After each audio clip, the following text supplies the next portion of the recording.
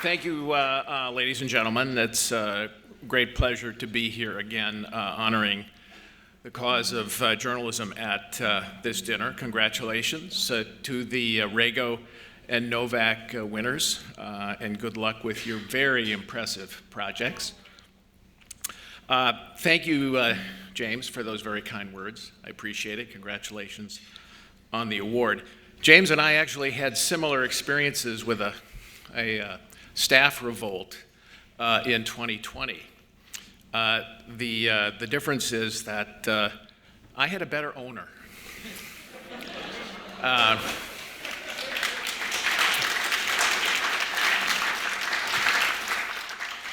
Rupert Murdoch, for those of you who aren't familiar with his name.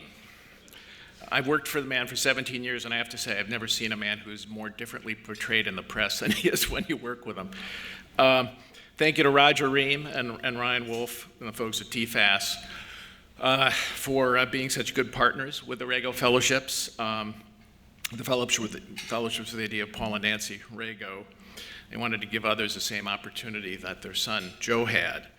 I have to say it's been a great success for us at the Journal. I've hired several Rago Fellows full-time after their fellowship year, and frankly I would have hired them all if I had had the budget for it. They're all on the way to great careers, and so I want to say thank you to all of you who have donated to the fellowship. Steve Klinsky in particular, the most recent one, has given us a second fellowship this year. We miss Joe around the Journal, and I've thought of him a lot this year, especially after our more recent meeting with Donald Trump, which, as always, was a unique experience. Joe wrote up the account of our first meeting with him in 2015, and in that write-up he put it this way: maybe the rules have changed. In 2007, few pros thought Mr. Obama, an apprentice, could slay the vampire bride of Hillary Clinton. Maybe the same wing it impulse is catching up on the GOP side. Maybe Mr. Trump is right, and he better understands the moment. Maybe it's time to start imagining Mr. Trump in possession of the nuclear launch codes. That was in November 2015. I think it's fair to say that Joe would not have been surprised by the events of this last week. Speaking of young journalists, I have the privilege of presenting the Tom Phillips Award to the great Lance Morrow. I know it's hard to imagine now watching me up here, but I was once young, and I wanted to be a journalist. And so I did what seemed a good idea at the time. I tried to read the best writers I could and try to get better. So I read all the columns of George Will. I used to read John McPhee, some of you know, writer in the New Yorker when the New Yorker was worth reading. And I read Time magazine. I was a news junkie in high school, and so I would read Time every week, cover to cover. That was in the 60s and 70s, and I discovered a fellow by the name of Lance Morrow. Lance would write these elegant cover stories, these man of the year stories. In particular, he would write the essays in the back of Time each week. My politics were unformed at the time, and that's not why I turned to the back page. I came for the prose. I came for the writing, the thinking. Man, could he turn out a sentence. You wanted to read him for the style as much as the substance. As one example, here's what Lance wrote in Time magazine on September 14th, 2001, in a piece under the headline, "The Case for Rage and Retribution." Quote, "For once, let's have no grief counselors standing by with banal consolations, as if the purpose in the midst of all this were merely to make everyone feel better as quickly as possible. We shouldn't feel better. For once, let's have no fatuous rhetoric about healing. Healing is inappropriate now and dangerous. There will be time later for the tears of sorrow. A day cannot live in infamy without the nourishment of rage. Let's have rage," end quote. Now that's what I call a hell of a lead. The Nourishment of Rage after 9/11. Now, as it happened, my career went on. Back in the 80s and 90s, I lost track of Lance's career.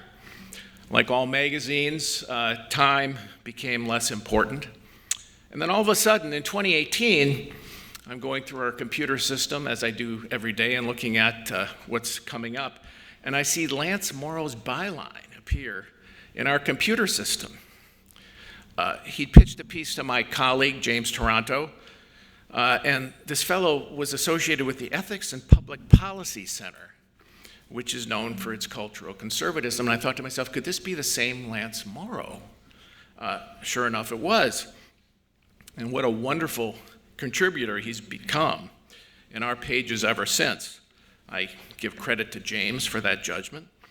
Contributing essays periodically that show that same terrific craftsmanship, the same ability to turn a phrase, the same sound judgment, and the same insight about his country.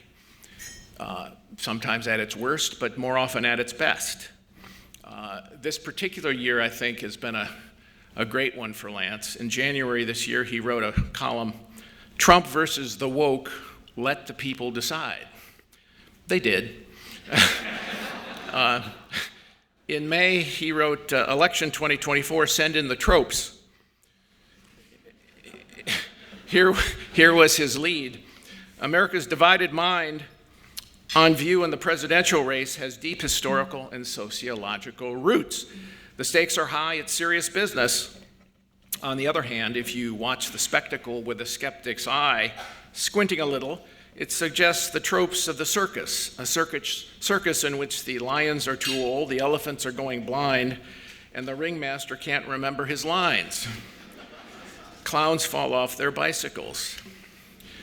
In August, he wrote under the headline, "J.D. Vance is weird, ? Have you seen the other guys?"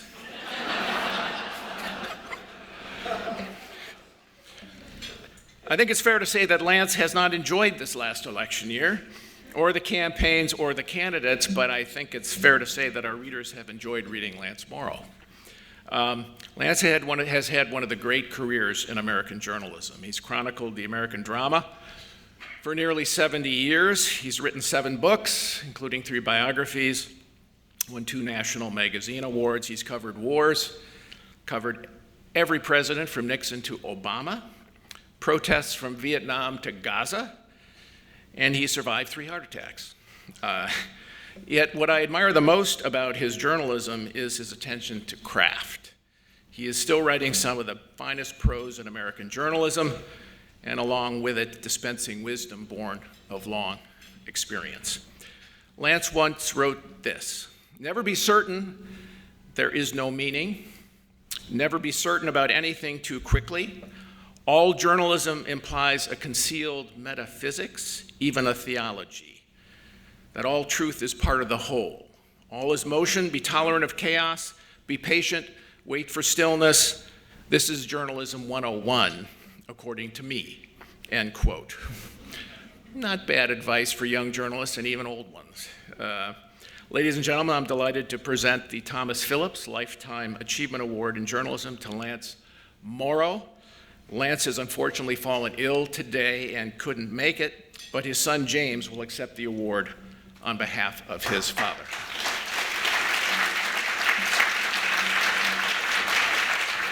Thank you so much for those very kind words.